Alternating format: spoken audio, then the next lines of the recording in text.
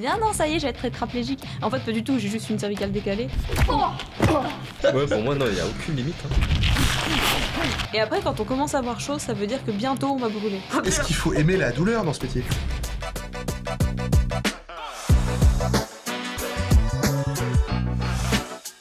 Bonjour et bienvenue sur ce nouvel épisode de la face cachée de l'entrepreneuriat. Aujourd'hui, on va parler d'un sujet un petit peu particulier.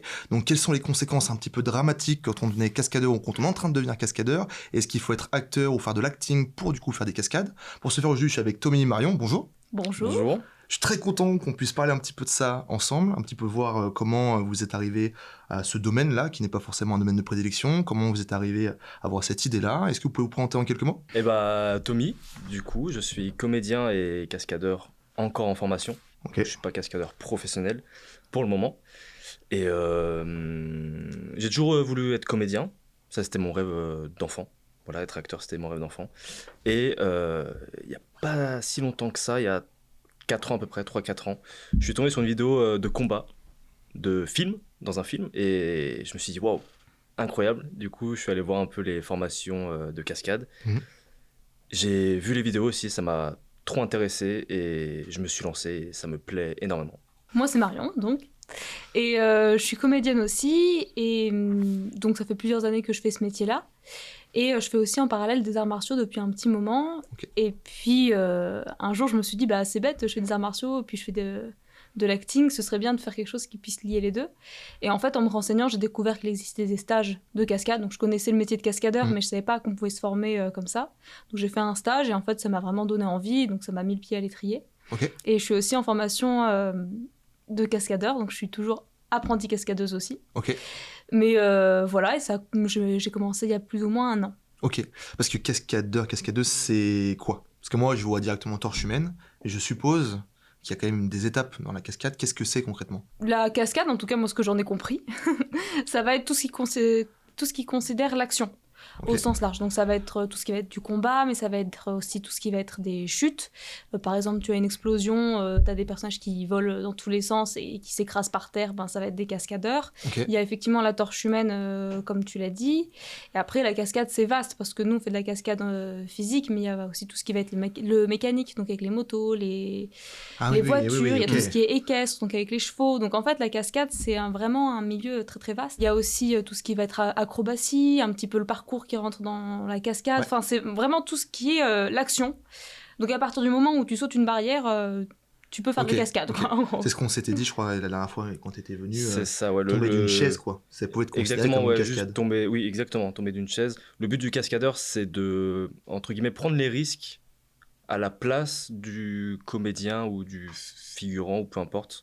Le cascadeur, c'est celui qui doit prendre les risques. Du Ok. moment où il y a un danger, risque, ouais. il y a un risque de danger, même s'il est minime, justement juste de tomber d'une chaise, Ok. c'est un cascadeur qui doit prendre le risque et non pas un comédien qui est pas, qui a pas été formé à ça ou pour éviter que le comédien se blesse, tout simplement. Ok. C'est- Ça, vous avez parlé de cascadeurs mécaniques et équestres.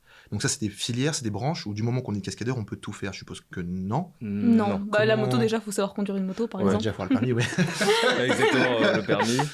Et puis, c'est encore un autre domaine. C'est Ok. encore autre chose. Donc, Ça, c'est une autre de la école. cascade, ouais. C'est de la Ok. cascade, mais c'est Mm. encore autre chose. Et moi, personnellement, c'est pas ce que j'étudie. Ok. C'est ça, ouais, en cascade, tu as une formation de cascadeur.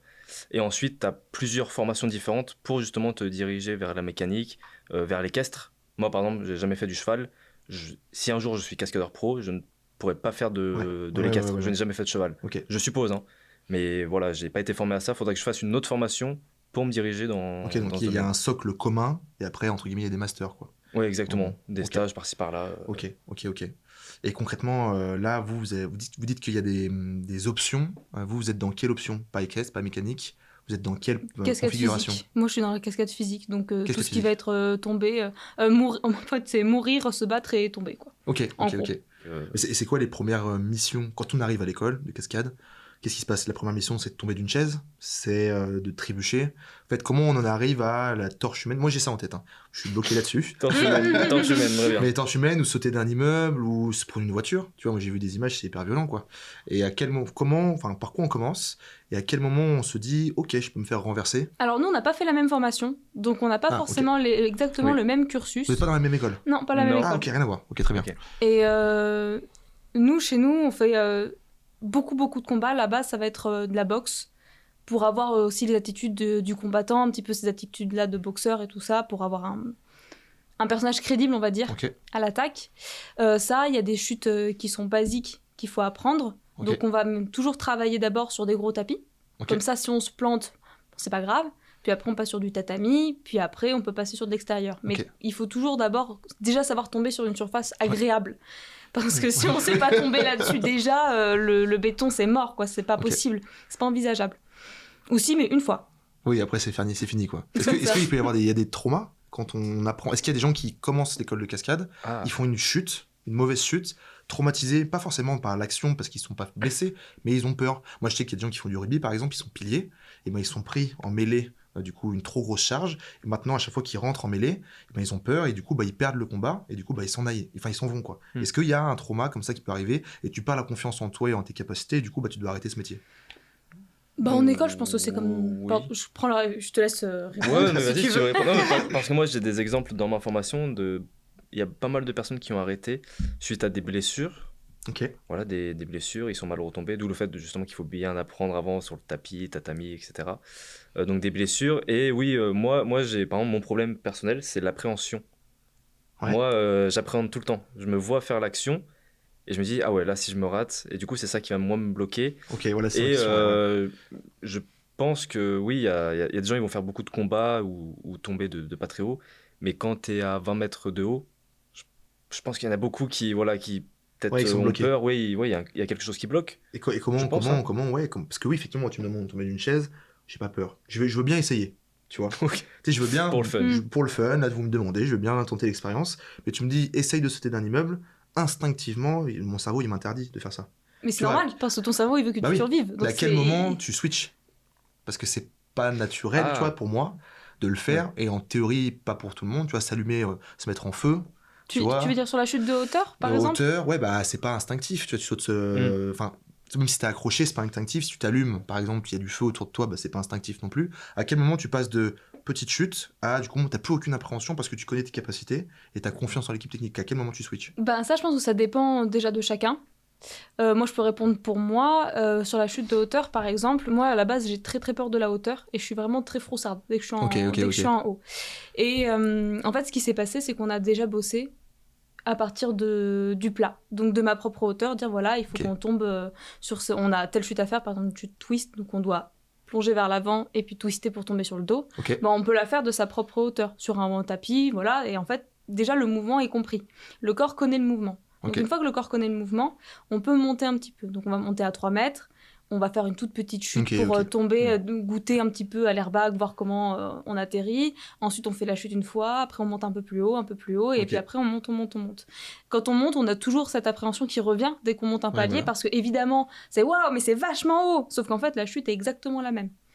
Et pour pallier à ça, en fait, faut se raisonner avec la sécurité. Si la chute, je sais la faire, alors qu'en fait c'est plus dur à faire à ma propre hauteur, en fait si je monte j'ai vachement plus le temps de la faire, donc finalement c'est de plus en plus facile. Donc c'est plus t'es haut, plus c'est rassurant, quoi, en théorie. Après évidemment quand on y est, il y a toujours un petit peu mais c'est quand même vachement haut, mais faut le faire en fait, et le premier saut est le plus dur. Une fois que le premier saut est passé, on peut y retourner. Et t'as jamais eu un blocage, tu t'es dit peut-être que là ce palier là c'est celui de trop? Tu vois, où tu te dis, là, on me demande de sauter, je sais pas, avec... Si, la toute première fois que j'ai sauté à 8 mètres, quand je suis arrivée en haut, j'ai mis un quart d'heure pour sauter, j'ai fait une chute toute pourrave. Mais vraiment... c'est quoi le risque là de se foirer? Là, tu tombais sur airbag? À 8 mètres sur un airbag, il n'y avait pas grand risque. Même si tu tombes la tête, moi je vois les trucs dramatiques. Hein. Mais en fait, peut-être la première, il faut le chercher, parce qu'en fait, le corps va chercher à se protéger, donc même si on atterrit en vrac, en fait, il y a toujours un des réflexes du corps qui fait qu'on a envie de survivre, donc on va toujours trouver une solution pour survivre. Là, j'ai eu des images là, en tête, excuse-moi. Ok. Et après, en fait, quand j'y suis retournée une autre fois, j'ai mis un peu moins de temps à sauter, puis un peu moins de temps, puis après, c'est de plus en plus facile. Mais la première fois qu'on y retourne, il y a toujours quand même un côté... En tout cas, je parle pour moi, parce que Mais c'est plutôt une bonne nouvelle. Ouais. Parce que ça veut dire que sinon, si t'as plus aucune appréhension, c'est peut-être que tu peux... t'as plus d'instinct de survie, c'est peut-être dangereux. Voilà, c'est ça ma question, voilà. Ok. Non, l'appréhension, c'est pas grave en soi. En fait, le fait d'avoir un petit stress, c'est pas grave. Mais la gérer, faut se rassurer par la sécurité. C'est ça. Si la technique est sûre, si tout est calé, en fait, ça va. Mais il faut jamais faire le fanfaron et se dire non, c'est bon, de toute façon, la chute, je la fais trop bien, c'est là on va se foirer. Et comment on prend pas cette habitude-là ? Tu connais la technique, tu connais peut-être l'équipe qui t'entoure, tu sautes 30 fois par jour, peut-être qu'au bout d'un moment, t'as pris un peu la confiance, et tu perds un peu cette méthodologie de ok, là il faut que je m'échauffe, enfin je sais pas moi, qu'on ait une certaine, une méthodologie, avant de sauter, d'un moment, au bout de 30 fois, tu sautes le fil, et comment on garde ce truc-là ? Je pense que c'est une question d'humilité. Aussi, et ce qui est important, c'est justement, tu connais la technique, voilà la sécurité, mais c'est important de connaître aussi les risques. Et peu importe si tu sautes 30 fois, tu connais les risques. Okay. Donc du moment où tu connais les risques, tu sais qu'il y a un danger, donc tu sais que il faut toujours être focalisé dessus. Okay. Voilà. Ok, 30 fois je l'ai fait, j'ai jamais eu de problème, mais justement, c'est au moment où tu vas oublier ça, tu vois les risques, il n'y a pas de risque, t'inquiète, que là l'erreur arrive. Oui, c'est comme les accidents de voiture ou quand tu vas au travail. Oui, voilà, tu conduis, t'es tranquille, tu te dis c'est bon, j'ai l'habitude, la route je la connais, tranquille. Et à ce moment-là, l'accident arrive et c'est quoi les risques récurrents dans ce domaine ? C'est quoi ? Qu'est-ce qui se passe ? Moi, tu vois, quand on parlait de saut, je voyais le coup. Bon, apparemment, c'est peut-être pas ça. Est-ce que c'est une cheville ? Est-ce que c'est quoi les choses qui ressortent le plus ? Ouais, je pense que ça dépend des gens. Mais c'est quoi tout ? En fait, peu importe la blessure au niveau du corps, ça peut être justement le doigt, la main, le bras, le dos. Certaines personnes perdent la vie, malheureusement.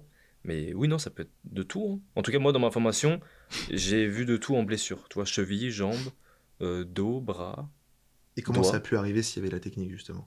Nous, on est en formation, donc on apprend. Donc on n'est pas encore... Justement, c'est pendant l'apprentissage que tu vas te blesser. Donc c'est là le plus dangereux, quoi, pour vous ?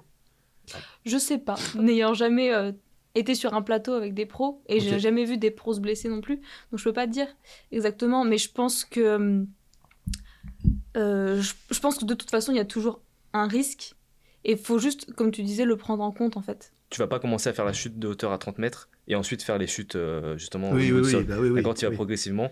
Et la première fois que tu fais une chute, tu vas la faire, généralement, tu vas un peu la foirer, la chute. Donc tu vas dire, je suis mal retombé, je me suis fait mal ici. Ok, pourquoi ? Parce que j'ai pas fait la bonne technique. Du coup, tu vas la prendre comme ça. Et c'est là où les blessures arrivent, justement. Tu es obligé t'entraîner pour apprendre et te blesser. Moi, je me suis déjà blessé. Ok. Je sais pas si toi, tu t'es déjà blessé, Marion, mais...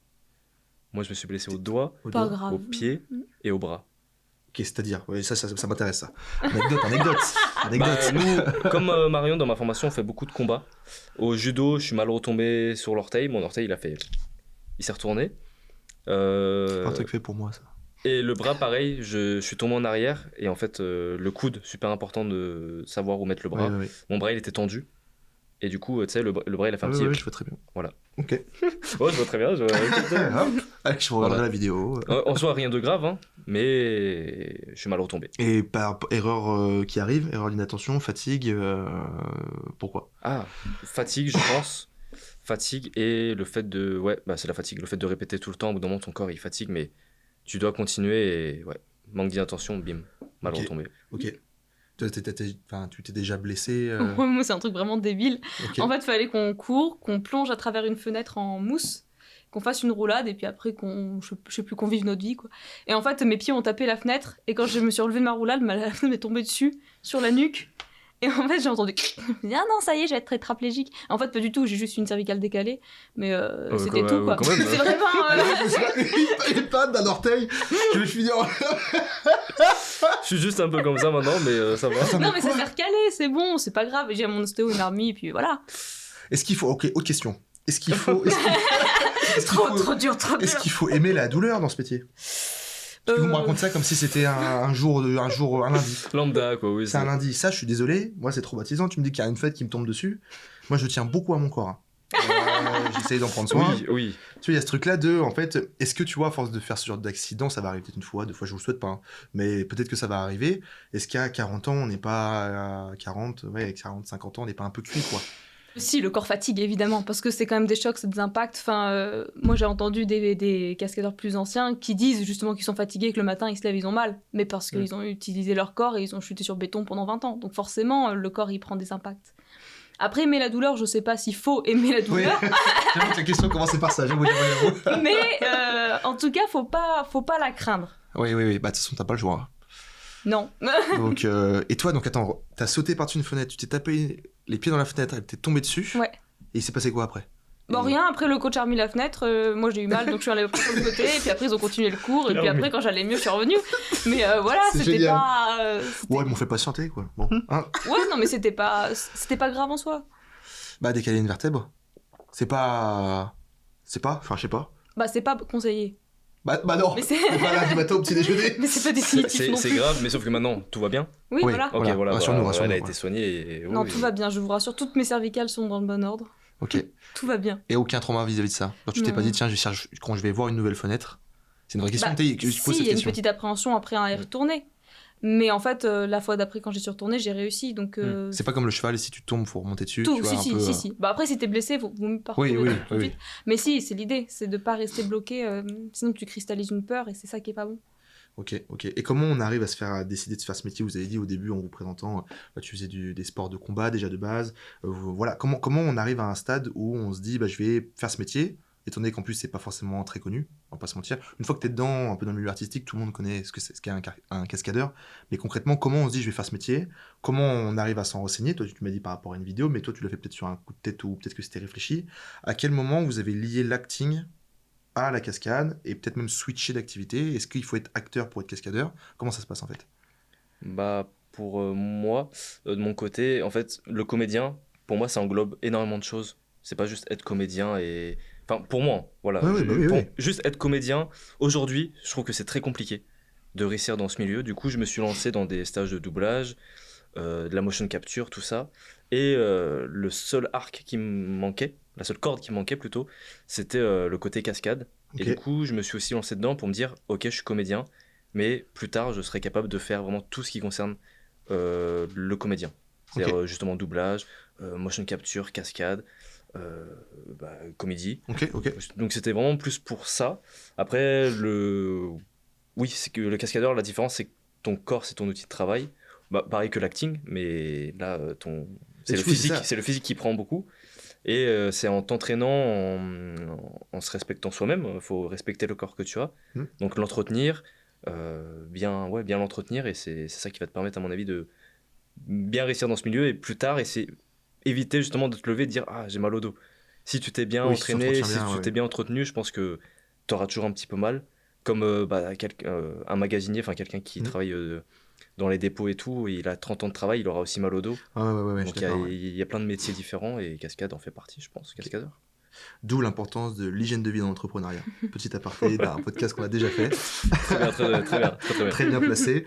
Non, mais il y a ce truc-là, donc tu m'as dit que toi tu voulais être acteur et cascadeur, et tu m'as dit que les cascadeurs prenaient les risques pour les acteurs.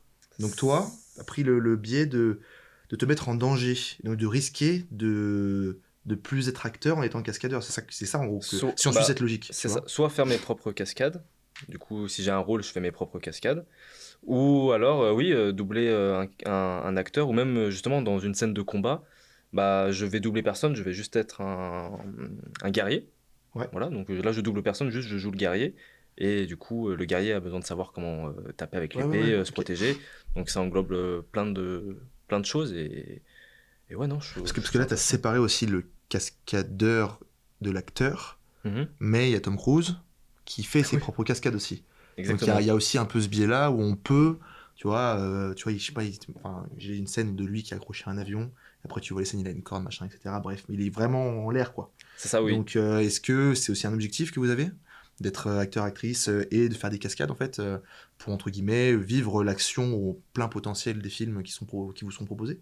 Moi, ça me ferait plaisir. Okay. Si c'est possible, si l'occasion se présente, moi j'aimerais bien parce que c'est deux choses que j'aime bien faire. Et du coup, j'aime bien faire les choses que j'aime bien faire. C'est quelle surprise. Bravo. Donc moi, ce serait l'idée. Okay. Après, tout dépend des projets, parce qu'il y a des projets qui nécessitent pas de cascade, il y a des projets qui en nécessitent, il y a des choses auxquelles... Après, on est dans un milieu où les critères physiques comptent, donc peut-être que sur un rôle, une autre actrice sera meilleure que moi, mais par contre, elle sait pas faire les cascades, ou inversement, moi, je serais meilleure comédienne, mais par contre, pour un type de cascade que moi, j'ai pas, on va prendre quelqu'un d'autre. Ouais. C'est ce qu'on disait la dernière fois, je crois, avec toi aussi, Tommy. On parlait de ce truc-là de, le physique compte énormément, de la taille, la corpulence. À quel moment ça peut bloquer une carrière, d'être par exemple petit, trop grand, peut-être en sous-poids, surpoids. À quel moment ça peut vraiment bloquer une carrière de cascadeur? Je pense que c'est comme même pour les comédiens, c'est-à-dire qu'il y a des types de morphologie très différents. Et donc, il y a besoin d'avoir aussi des cascadeurs et des cascadeuses qui ont des types de morphologie différents.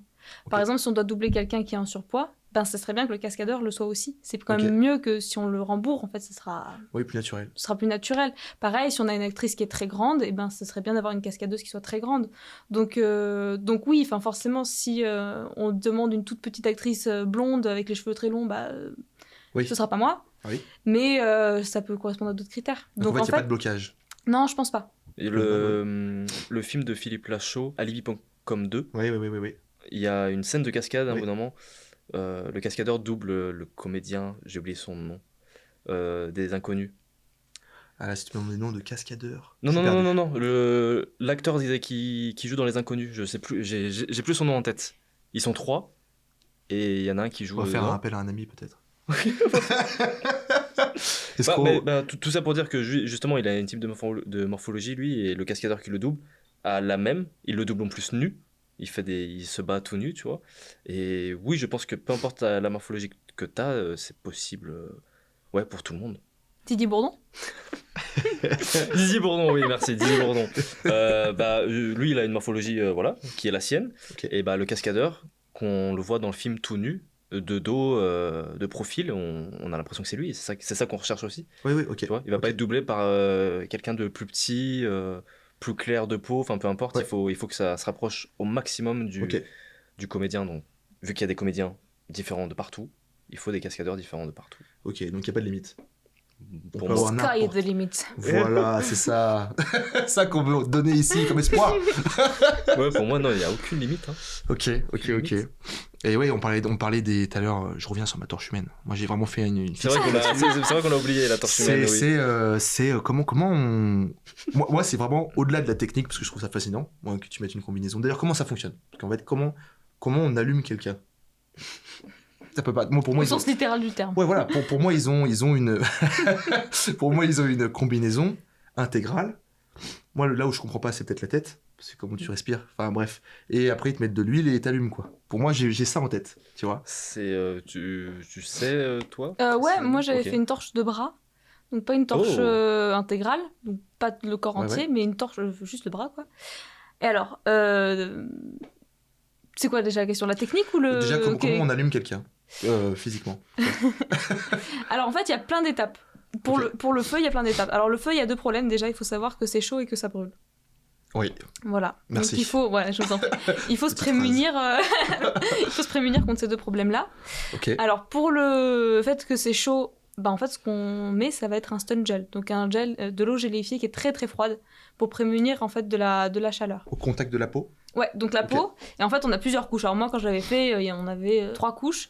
Donc il y avait une première couche de gel, après un vêtement en coton qui était complètement imbibé de gel, par-dessus une blouse de pompier, et ensuite par-dessus le vêtement à brûler. Oui. Donc il y a quand même, là il y a vraiment beaucoup d'épaisseur. Hein. Il n'y a pas toujours ce confort-là sur une torche, mais en tout cas là on était... bien encadré. Ouais, vraiment comme des coques en pâte, quoi. Mais brûlé. Ouais. Des coques cuites. Voilà, c'est ça. Ok. Donc ça, on a tout ça, et le principe de la matière qui va brûler, en fait, c'est d'être qu'avec des matières qui vont se consumer et pas fondre. Type le nylon, non. Okay. Donc on va être avec des matières plutôt en coton. Okay. Ces matières-là sont imbibées d'un produit inflammable. Donc là, c'était une sorte de produit, une sorte de pâte à base d'essence qu'on met sur le bras, sur la zone qu'on veut enflammer, et ensuite on allume au briquet, quoi. Ok, et ça dure longtemps ? Ça dépend de la torche, ça dépend de la personne, ça dépend des conditions météo, ça dépend de tout un tas de choses. Ça dépend de la personne ? Ouais, parce qu'on n'a pas tous la même sensibilité aussi. Le temps que ça dure, quoi. Autant que ça dure, ouais. On n'a pas la même sensibilité au chaud, notamment. Okay. Et il y a des gens qui, tout de suite, vont chauffer plus, des gens qui peuvent rester un peu plus longtemps, il y a des gens qui vont stresser plus aussi, et donc qui vont avoir besoin qu'on éteigne plus tôt. Ok. Est-ce qu'en termes d'entraînement, ça peut paraître bête, mais est-ce qu'aller au sauna, tu vois, non, c'est une mauvaise idée. Non mais on sait jamais. Est-ce que rester très bonne question, une heure au sauna alors que tu dois rester un peu moins et puis tu t'entraînes à rester plus longtemps, peut-être que j'en sais rien, tu vois. Moi je pense que c'est pas une bonne idée. En fait, la chaleur elle est exponentielle. C'est-à-dire qu'au départ on a vraiment froid parce que le stun gel c'est vraiment super froid. Donc on a froid pendant un long moment. Après on se sent un peu bien. Après on est vraiment pas mal. Et après quand on commence à avoir chaud, ça veut dire que bientôt on va brûler. Donc il faut s'arrêter quand on commence à avoir vraiment chaud, quoi. faut pas attendre l'étape d'après. Ok, et ça s'arrête pas tout seul le feu? Non, le feu ça s'arrête pas tout seul. Donc t'as vu que ça se consume, peut-être que tout s'était consumé, j'en sais rien, et ça pouvait s'arrêter. Non, parce qu'après c'est les trucs d'en dessous qui consument et puis après c'est moi et ça je veux éviter. Et donc il y a plusieurs matières, il y a ou les extincteurs tout simplement, ou des couvertures pour éteindre la torche, pas de l'eau. Oui, ça paraît. Ouais, c'est pas logique peut-être pour tout le monde, mais oui, ok, pas d'eau. Ouais, mais du coup, t'as une équipe aussi autour qui est présente avec justement l'équipement pour, toi, couverture, tout ça, qui attend le top pour aller éteindre. Ok. Ouais, c'est pas toi qui vas t'éteindre toute seule le bras. Ah, merci, la couverture. Oui, t'as une équipe autour qui est prête à aller. Puis si jamais il y a un problème aussi durant la scène, l'équipe, elle est prête à partir pour éteindre le feu le plus rapidement possible. Ok, et en termes d'émotion, qu'est-ce que ça t'a procuré la première fois que tu l'as fait? Peur, joie, bonne sensation? Alors au départ, j'avais pas hyper envie d'y aller parce que j'avais super peur. Après, j'étais très irritée parce que j'avais très froid. Donc après, j'avais surtout froid. Pendant, t'avais froid? Ah ouais, j'avais super froid. Okay. Et donc ça m'a un peu calmé le fait d'avoir froid. Et puis après, en fait, pendant la torche, j'ai eu de la chance. En fait, le gars qui a mis feu, c'est un super régleur cascade et extrêmement rassurant. Et en fait, il allume tout le monde. Okay. Donc, J'adore cette phrase. J'aime beaucoup cette phrase aussi. Il sait vraiment comment faire pour gérer le stress des personnes et pour leur dire ok, là tu me regardes, t'inquiète pas, t'es en feu, tout va bien, allez, on avance, machin. Enfin, c'est hyper cool. Donc en fait, pendant la torche, pas de souci, puisque je me sentais tellement guidée qu'en fait, il y avait rien à faire. Et puis juste quand j'ai eu chaud, je lui ai dit bah voilà, j'ai trop chaud. Il fait d'accord, on s'arrête, on éteint pas. Donc finalement, le temps du feu était très cool, vraiment très très cool. Ok, c'est quasiment une activité quoi. Ouais.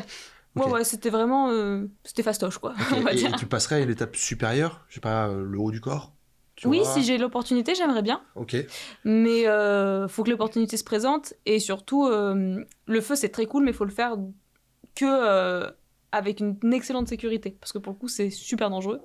Oui. Et j'ai une connaissance que je connais... Oui, forcément une connaissance, qui est régleur cascade et qui, lui, veut jamais faire de torche bénévole. Il dit on met toujours de l'argent parce qu'en fait, tout simplement, quand on paye les gens sont engagés. Et puis, il y a besoin, en fait, d'avoir de la sécurité là-dessus. Il faut pas déconner, quoi. Il faut pas être léger sur la sécurité. Parce que là, concrètement, le risque, c'est de se brûler. Ça arrive, il y a eu des accidents comme ça, et je suppose que oui. Et... Parce qu'accident, il y en a entre guillemets de partout. C'est vrai, mais un accident de brûlure cascade, je pourrais pas t'en dire. Moi, j'en connais pas, ou alors ça devait être des brûlures minimes. Oui. J'imagine que ça a dû arriver, des brûlures minimes. Mais je pense que jamais aucun cascadeur ou cascadeuse n'est mort en brûlant pour une cascade, je pense pas. Hein. Non, parce que les normes de sécurité sont hyper élevées, puisque comme c'est dangereux, en fait... Ok.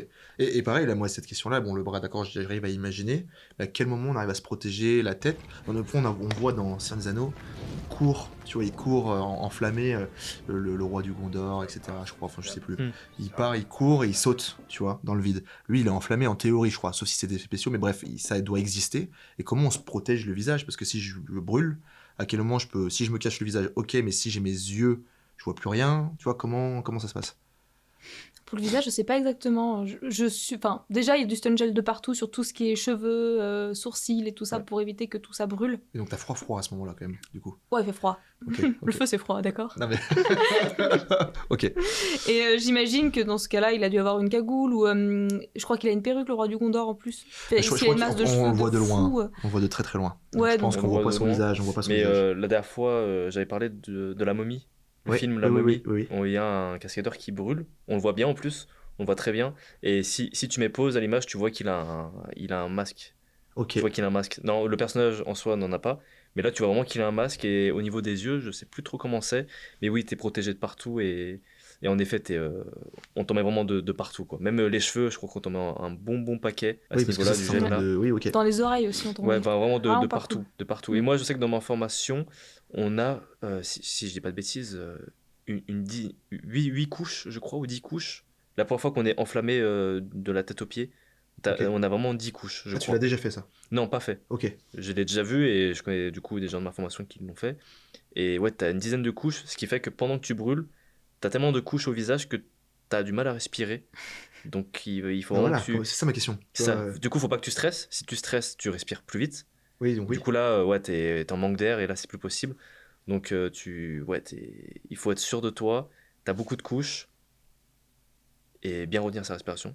Ok, donc gérer son stress. Donc il y a aussi, Ah, le stress, depuis tout à l'heure on parle du physique, mais il y a aussi un travail mental énorme. C'est encore plus du mental pour moi, la cascade, personnellement. Je suis assez d'accord. Ouais, pour moi, c'est... Parce qu'il y a ce truc-là, on en avait parlé un petit peu déjà tous les deux, mais c'est un peu ce truc-là, si tu paniques, tu te mets en danger, quoi. Ah, mais si... Ouais, peu importe la cascade, hein.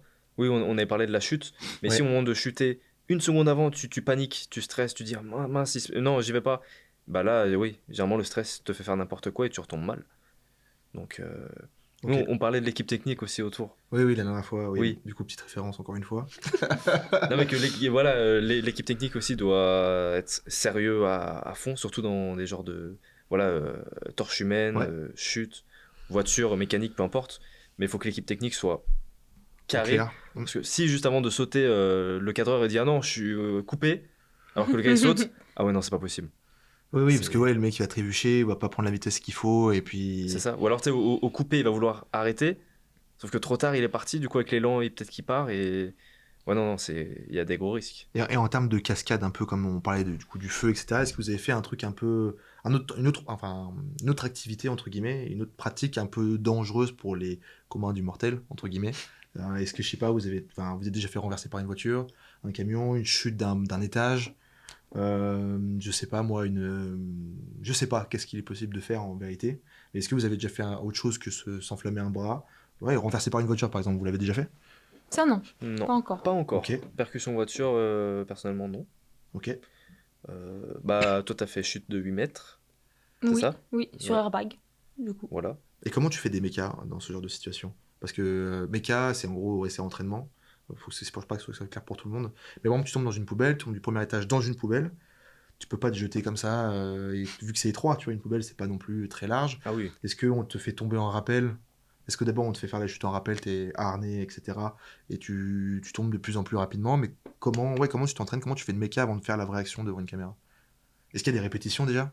Oui, Ouais, voilà. il y a toujours des Des mechas. répétitions. Vous appelez ça des mechas aussi? Répétitions, en l'occurrence, quand c'est à domicile, à la maison, pour s'entraîner, ça va être des répètes. Et après, méca, quand on est Sur plateau, quoi. sur plateau, ouais. Ok. Mais oui, il va y avoir des répétitions, des reconstitutions. Ok.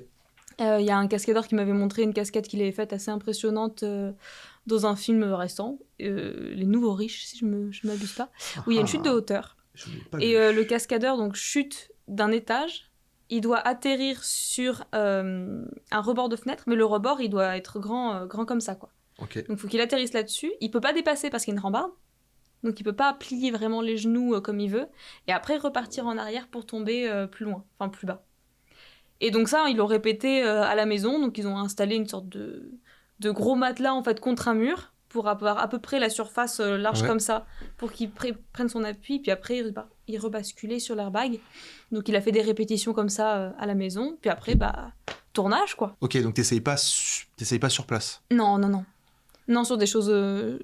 globalement, jamais il y a au moins des répétitions. Et a fortiori sur des choses comme ça qui sont vraiment dangereuses. Ok. A fortiori, il faut vraiment répéter avant. Parce que ce truc-là, pareil, comment, là, ça me vient là comme ça, mais on se fait renverser par une voiture, comment on répète ça, quoi? Bah, pour les répétitions... En fait, ouais, du moment où t'as une voiture et t'as l'espace, tu répètes où tu veux.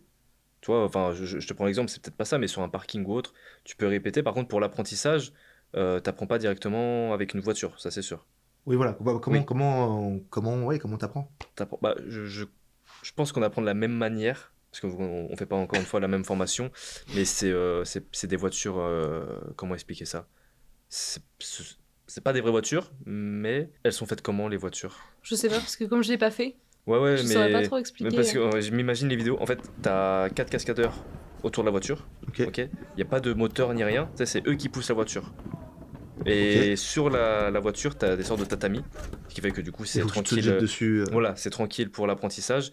Et du coup, c'est les 4 cascadeurs qui poussent la voiture qui règlent la vitesse. Ok. On y va doucement, donc ils marchent au début. Comme ça, ok, d'accord. Là, la voiture elle arrive comme ça, tu te places comme ça. Ensuite, ils se mettent à courir, ils s'arrêtent. Mais t'apprends pas avec une vraie voiture, avec un vrai moteur. Bien. Donc, le taux de mortalité serait élevé. Ah oui, bah non, c'est sûr. Surtout que, de ce que j'entends, tu fais ta percussion voiture, après tu t'arrêtes un petit moment. Ah oui, ça te choque quand même. Oui, ton corps prend un coup. Hein. Mais du coup, pourquoi vous faites ça? Vraie question. Pour la magie du spectacle, du cinéma. Est-ce que dans ce métier, il n'y a pas une recherche, il n'y a pas un truc un peu d'excitation? Ah bah si, il y a l'adrénaline ce truc-là un peu addictif, tu vois, à chacun à son échelle, tu vois, mais un peu ce truc-là de ok, là je vais me faire percuter. Mais c'est ça, j'adore, bref, on fait des podcasts avec différents invités et chacun a un peu son addiction. Là c'est au travail, d'autres c'est quand ils montent sur scène, d'autres quand ils se font brûler, bref. Enchanté. Chacun son truc. Ouais. Chacun son truc. Donc ouais, vous c'est la recherche d'adrénaline. Il y a ça, puis il y a le côté de se dépasser. Par exemple, quand je parlais de la chute de hauteur, moi, on m'aurait dit il y a 2 ans, bah Marion, tu chutes de 8 mètres, j'aurais dit non. Non. Alors que maintenant, ça me paraît tout à fait envisageable en fait. Et ça, c'est agréable de voir que je peux repousser mes limites, que je suis capable de le faire de façon assez intelligente quand même, j'essaye en tout cas de mettre ça en place. Et ça, c'est un côté très agréable. Tu gagnes en confiance, quoi, tes capacités, etc. Et ça change ta vie, ce métier. Et du moment où tu fais une nouvelle activité, un nouveau travail, dans tous les cas, ta vie change. Ouais, donc, mais ça dépend. Hein. Si on doit être totalement honnête, ça te change ta vie, mais ça la change pas drastiquement. Il y a des métiers où, par exemple, je sais pas, quand tu fais du cinéma, quand tu fais ton premier long métrage, en vrai de vrai, tu vis une expérience qui te remet en question sur plein de choses, ce que tu vis, etc. Et quand moi j'étais bossé, par exemple, des fois, je ne citerai pas de nom, mais dans des boulots plus alimentaires, ça change ta vie, mais pas en expérience. Tu vois, si on est honnête, ça la change pas. J'ai rien appris sur moi, à part que je voulais pas faire ça. Mais c'est déjà pas mal. Mais tu vois, si ça t'a pas, tu te découvres pas, tu te surpasses pas. Généralement, même moi, j'ai régressé à cette période-là, tu vois, parce que là, ça te permet pas de réfléchir à 100% et de tenter des nouvelles expériences. Même c'est plus une routine, tu vois.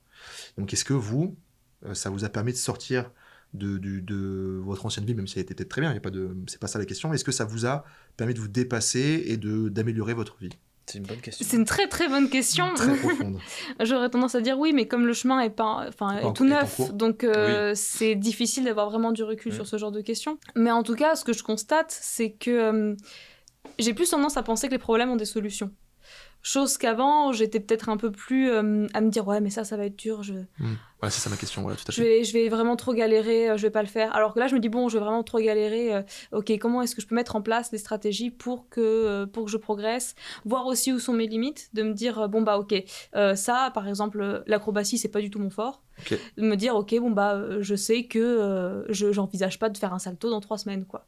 Par contre, qu'est-ce que j'envisage de mettre en place pour être plus à l'aise en acrobatie ? Qu'est-ce que je peux faire pour dépasser et peut-être un jour rendre ça atteignable de mon point de vue. Okay. Et je me dis, bon, finalement, en fait, on se découvre différemment à chaque fois qu'on fait quelque chose de nouveau. Et la cascade, ça m'a apporté ça, cette relation-là. Ok, c'est ça ma question. Ouais, il y a ce truc-là c'est un déclencheur. C'est un déclencheur, ça te pousse. De toute façon, t'as pas le choix, sinon je suppose que tu peux pas faire ce métier. Si tu restes dans tes peurs.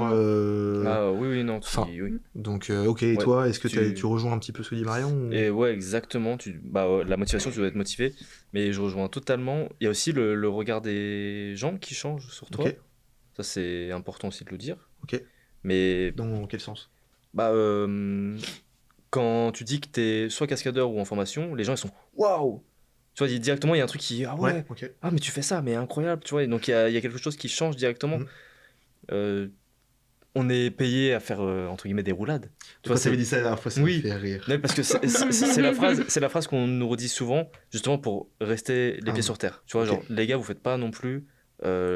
pour les autres, les gens, tu vois, les personnes qui ne connaissent pas le cinéma ou autre, c'est un métier, mais incroyable, tu vois. C'est un métier de rêve, c'est formidable ce que tu fais. Mais en soi, qu'on fait, c'est le job, et justement, c'est entre guillemets des roulades. Bien sûr, il y a les chutes, il y a la torche humaine, mais tu es juste payé à faire un effort physique, à prendre des risques, mais pas plus honorable qu'un pompier. Mais c'est bien justement ce truc-là de rappeler que c'est que des roulades, même si c'est pas le cas.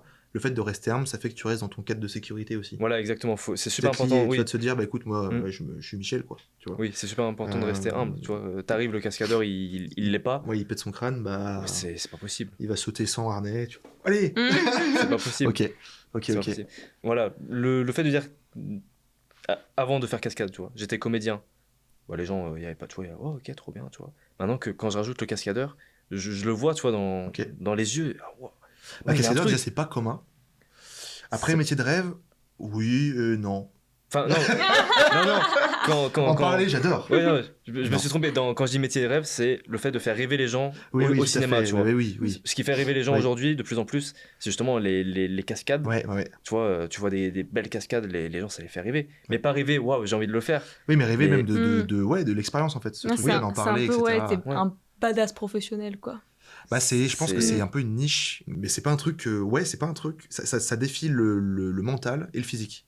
Donc en fait, c'est pas juste une activité où par exemple des fois, je sais pas, tu te mets devant une caméra, ça défie ton mental en tant que tel, mais pas la condition physique, parce que du coup, il faut avoir les critiques, les machins, donc ça, faut le gérer, mais c'est que le mental que tu travailles. Quand tu fais cascadeur ou acteur, pareil, c'est souvent les deux, acteur, c'est pas le job.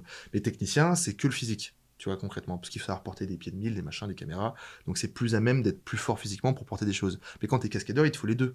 Donc c'est pour ça que je pense qu'il y a un peu ce truc-là c'est un peu glorifié, ce métier-là.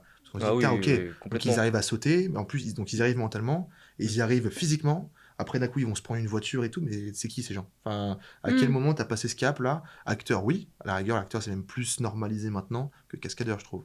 Ah oui, complètement. Clairement. Acteur, c'est comme tu dis, c'est normalisé. Voilà, après, de plus en plus, la cascade prend de plus en plus d'ampleur. Ouais. Surtout en France, tu vois. En France, il y en a de plus en plus. Avant, j'en voyais pratiquement pas. Les Trois Mousquetaires, la trilogie qui est arrivée, boum. Voilà, mais ouais, de plus en plus et reconnu de plus en plus. Je sais que au niveau des Oscars, ils comptent peut-être. Ouais, c'est en pourparler, ouais. Oui, c'est en pourparler, ouais. Donc là, tu te rends compte que la cascade, ça, voilà, c'est en train de prendre de l'ampleur. Donc peut-être que dans quelques années, ça va devenir banal, tu vois, comme le fait d'être comédien, acteur, actrice. Ah, ok, voilà. Donc vous serez sur les tapis de Cannes dans quelques années. Peut-être. En train de les dévaler comme ça. Ouais, ce serait très drôle. En faisant des roulades. Ça serait drôle, ouais. Ce serait très marrant, mais c'est filmé. Ouais, mais justement, on garde ça en tête. Ouais. Ce serait très marrant, on se revoit dans 10 ans. Ou dans 5, ou dans 2. On garde ça en tête. Et du coup, là, on parlait du coup de la cascade. On est vraiment parti axé sur la cascade, mais est-ce que être acteur, ça sert ou ça dessert le côté d'être cascadeur? Et est-ce que on parlait tout à l'heure que ça avait un intérêt pour avoir différentes filières, mais est-ce que concrètement c'est indissociable? Est-ce que on est obligé d'avoir les deux dans son bagage pour réaliser le métier d'acting?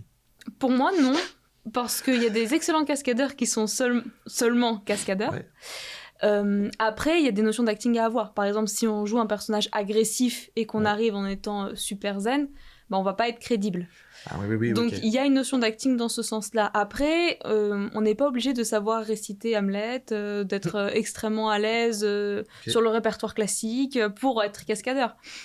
Mais voilà, il n'y a pas besoin d'être acteur vraiment. Je pense que faire un petit peu d'impro, savoir un peu construire un personnage, comprendre la direction du metteur en scène quand il va dire « Bon bah voilà, là, tu es un guerrier du XIIe siècle. » Ok, du coup je ne suis pas flic au XXIe. Oui. Voilà, de fait. Et ça va suffire en fait pour être un bon cascadeur. Un cascadeur ne parle pas. Non, normalement le cascadeur ne parle pas. Et pour venir du coup sur l'acting, t'es pas obligé d'être acteur pour être cascadeur. Ouais. C'est pas une obligation, c'est un plus, c'est sûr. Mais moi je connais des personnes, tu vois, qui sont en formation de cascadeur. Eux veulent être juste cascadeurs. Ils veulent pas justement dire de texte, ni être vu à l'écran. Parce que généralement le cascadeur qui va justement doublure cascade, qui va doubler le comédien, la comédienne principale, le but c'est de pas voir son visage. Il va toujours être, tu vois, de dos ou de profil, ou alors de profil mais la tête un peu sur le côté. C'est ça le but du cascadeur aussi, c'est de pas se montrer à l'image, mais d'être quand même sur un plateau de cinéma. Mais d'être à l'image pour la cascade. C'est un peu l'acteur de l'ombre. Complètement. C'est un métier de l'ombre. Est-ce que c'est un entre-deux? Est-ce que c'est paradoxal ce truc-là de vouloir être à l'image mais pas de face? C'est marrant, en vrai. Parce qu'il y a des gens qui veulent pas être à l'image, tout court, parce que ça je peux le comprendre. Mais tu vois, être à l'image mais que de dos. Parce que je pense que c'est pas tout à fait le même point de vue. Les comédiens, il y a un côté où on veut défendre un texte, où on a envie de jouer un rôle, d'interpréter. Donc forcément, il faut être reconnu. Parce que sinon, on défend pas, on n'interprète rien en fait si on n'est pas reconnu. Or, le cascadeur, lui, son point de vue, ça va plutôt être de montrer quelque chose de physique. Donc comme un comédien va vouloir défendre son texte et défendre un personnage, le cascadeur, il va vouloir défendre une cascade. Donc lui, il va vouloir montrer une super belle chute. Mais lui, ce qui l'intéresse, c'est la super belle chute. C'est pas le côté ouais, Johnny, tu m'as trompé. Non, pas du tout. Non, lui, c'est vraiment la chute. Et le côté histoire, c'est plutôt un comédien qui va avoir envie d'interpréter. Ouais, lui, il est là pour l'expérience. Ouais, c'est ça. Non, il y a le film qui est sorti récemment sur la vie de cascadeur. de Fall Guy. Je sais pas si vous l'avez vu. Non, mais- pas encore, mais j'ai trop Ah, vous envie. l'avez pas vu? Bon, mais bah, non, mais je non. ne vais rien dire alors. Mais si, parle-en, on mettra à l'affiche. Donc vas-y. La scène du début, c'est justement, on voit le cascadeur qui arrive sur le plateau. Il a fait sa scène, donc il tombe de une trentaine d'étages peut-être. Sauf que là, il est câblé. Ok. Ok, il est câblé. Donc il l'a fait, sauf que le comédien, donc l'acteur principal, lui demande de refaire la scène. Parce que lui, ça ne lui convient pas. Pour lui, il va être mal vu sur cette scène, tu vois. Ok. C'est pas le cascadeur, c'est l'acteur principal qui... Non, là, tu vois, tu tombes comme ça, mon bras, il est un peu là. Non, moi, je suis comme ça, tu vois. Mon bras, il est... Du coup, il est obligé de refaire la cascade pour que le comédien, il se dise, ok, là, les gens, ils vont bien me voir à l'image. Ok, là, je montre un... Ok. Qui moi, je suis, tu vois. Ok, Et le cascadeur, il refait. Là, dans le film, il le refait, tu vois. Et... Je spoil pas, il le refait, il se passe quelque chose. Mais... Ok, tout ça pour de Lego, d'accord. Mais ok. Répète le nom du film. De Fall Guy. Ok. Loin de moi l'idée de vous mettre en compétition, mais bon, depuis tout à l'heure, on parle un petit peu de l'acting, de la cascade, concrètement.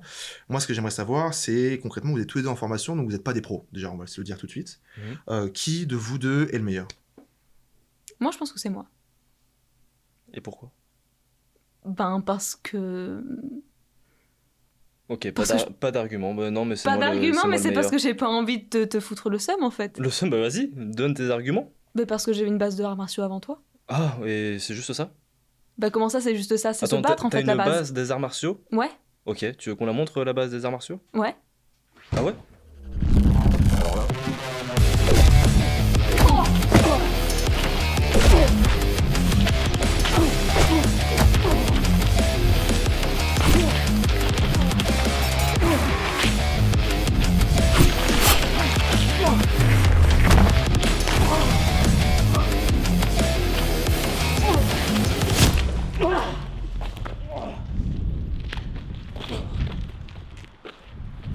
Eh bien écoutez, merci beaucoup d'avoir regardé cette vidéo avec nous. On se retrouve dimanche prochain, 10h pour un nouvel épisode. Encore merci à Tommy et Marion d'avoir raconté du coup un petit peu leur expérience en termes de cascadeurs, cascadeuses en formation et du coup ce qu'ils ont pu en voir dans les côtés, dans le milieu professionnel.